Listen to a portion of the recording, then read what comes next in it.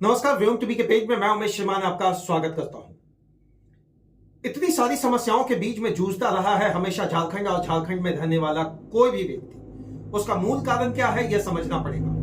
पहले चलते हैं, आज जिन मुद्दों की बात आपके पास रखेंगे, इतनी बड़ी समस्याओं के बीच में एक महाजनी प्रथा का नाम आपने सुना है, जिसको शाब्दिक अर्थ पर आप कर सकते हैं सूदखोरी का शिकार हुआ वह शोषित पीड़ित व्यक्ति।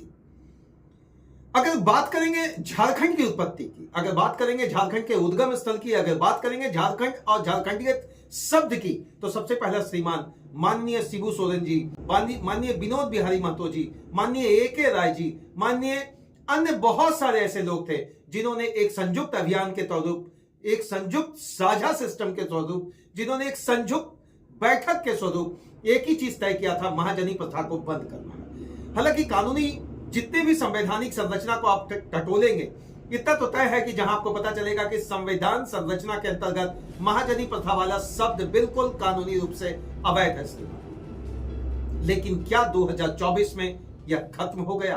प्रश्न टटोलने का है। मैं आज बात अन्य राज्यों की नहीं कर रहा हूं, आज मैं बात कर रहा हूं क्या झारखंड के अंतर्गत जिस तरह से गरीब दलित पीड़ित व्यक्ति रहता है, उसको आज भी 2024 में इस महाजनी प्रथा या सूदखोरी से सिस्टम क्या उसको निजात मिला? पहले फेज की हम बात कर रहे। झारखंड का जब निर्माण हुआ था, जिसमें माननीय जितने भी जिनका नाम मैंने अभी लिया, यह टुंडी प्रखंड के अंतर्गत इसका स्टार्ट हुआ। टुंडी विधानसभा टुंडी प्रखंड के अंतर्गत अगर पलमा नाम आपने सुना हुआ है श्रीमान, तो जरूर आपके दिमाग में यह बात आएगा कि वहीं से एक बेहतर संगठन बनाकर वहां के लोगों को जिस तरीके से शोषित किया जाता था, उनको बचाने के लिए महाजनी प्रथा का विरोध वहां के जननायकों ने किया। कुछ हद तक सफलता मिली। उस समय इस तरीके का विरोध हुआ था कि केंद्र सरकार और राज्य सरकार में परेशानी हो गई थी।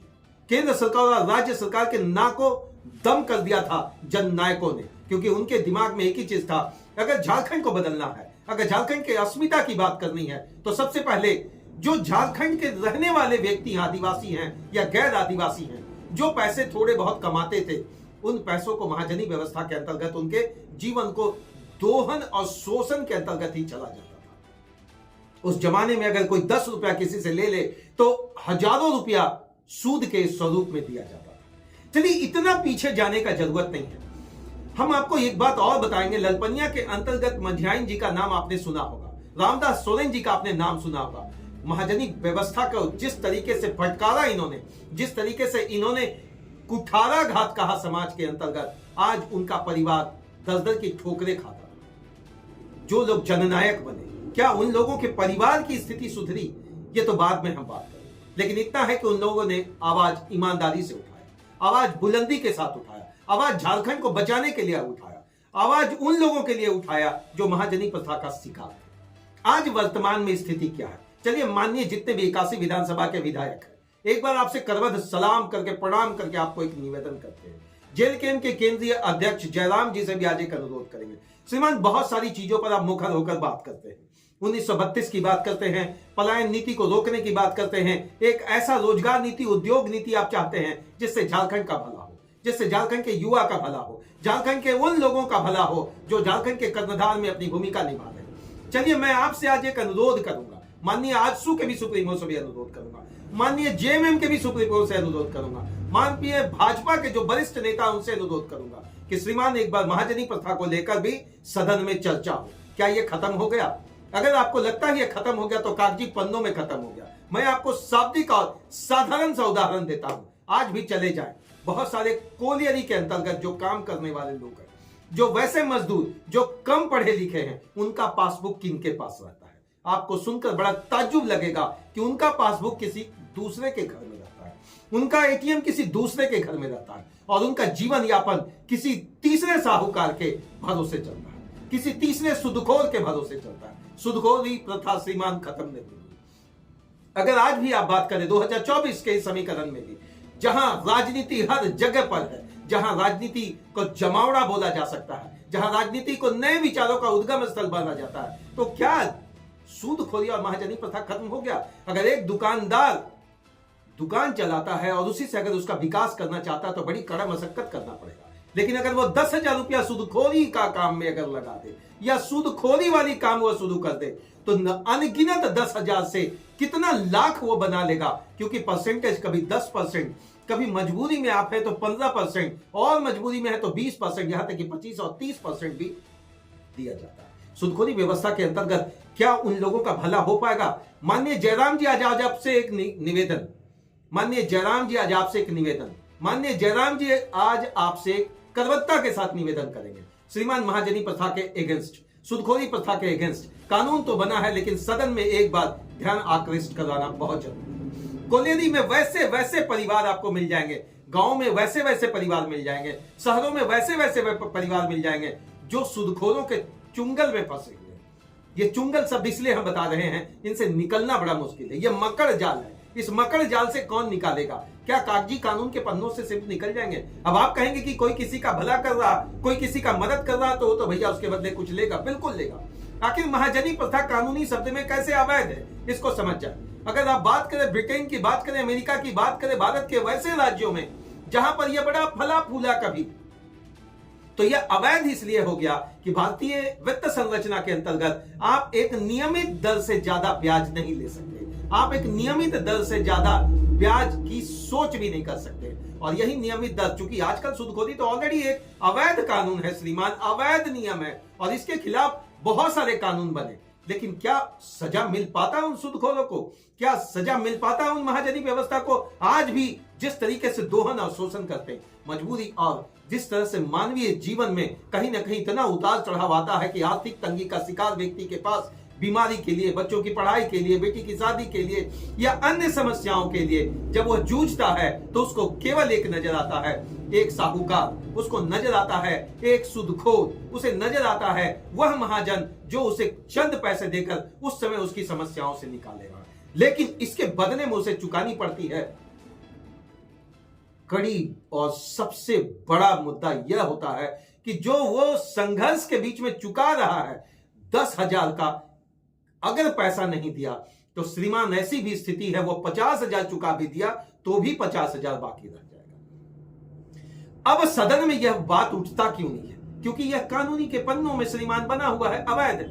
लेकिन क्या वास्तविक धरातल में यह कानून में तो बहुत सारी चीजें लिखी हुई है, अपराध नहीं करना है उसके लिए भी सजा है, किसी का हत्या नहीं करना है उसके लिए भी सजा है, किसी को गलत ढंग से नहीं आइडेंटिफाई करना उसके लिए भी सजा है। लेकिन क्या ये चीजें बंद हो गई? बिल्कुल नहीं बंद हुई। मैं स्पष्ट कर रहा हूं, मैं ना लाग ना लपेट, मैंने हमेशा बात बोला, ना मैं पक्ष की बात करता हूं ना मैं विपक्ष की बात करता हूं। समस्याओं के समक्ष बिल्कुल बिना लाग लपेट का मैं सवाल करता हूं, और सवाल माननीय के बीच में जरूर रखूंगा कि सदन के चीजों में, सदन की कार्रवाई में, सदनात्मक स्थिति में इन मुद्दों को गौण क्यों समझा जाता है, इन मुद्दों को कमजोर क्यों समझा जाता है।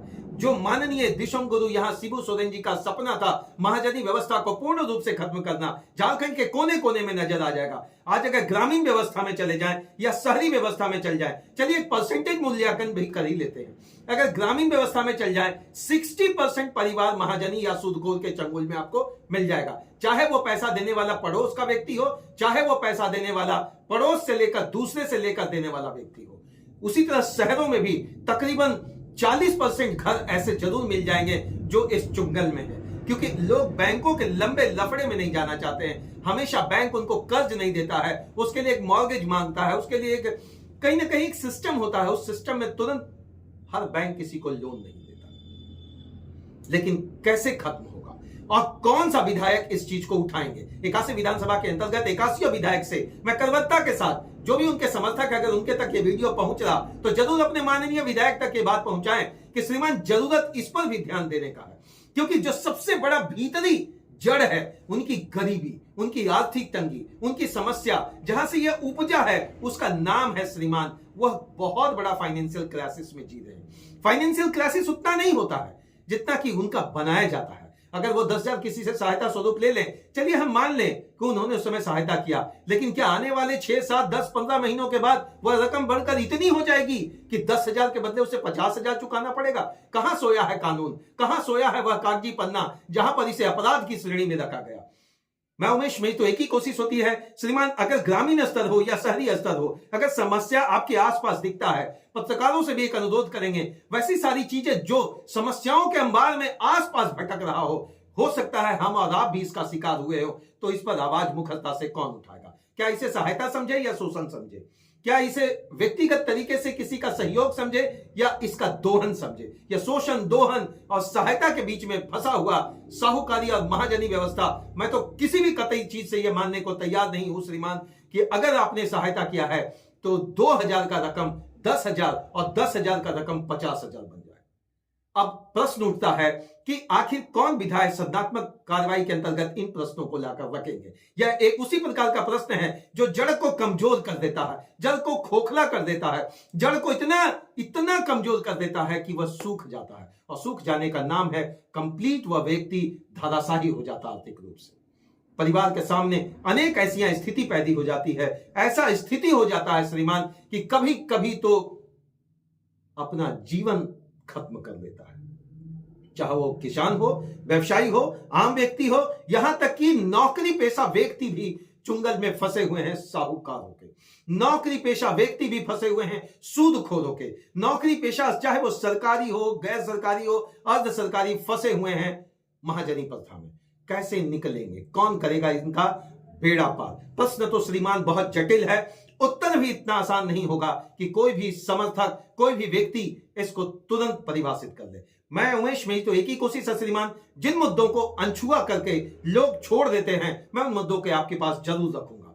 आने वाले समय तक, जब तक व्यवस्थाएं बनती नहीं है, जब तक सवाल उठता नहीं है, जब तक ये प्रॉपर कानून को इंप्लीमेंटेशन के लाकर थानों तक नहीं पहुंचाया जाता है, प्रशासनिक महकमों के टेबल तक नहीं पहुंचाया जाता है, तब तक हम पत्रकारों का भी धर्म यही बनता है श्रीमान, आवाज बुलंदी के साथ उठे।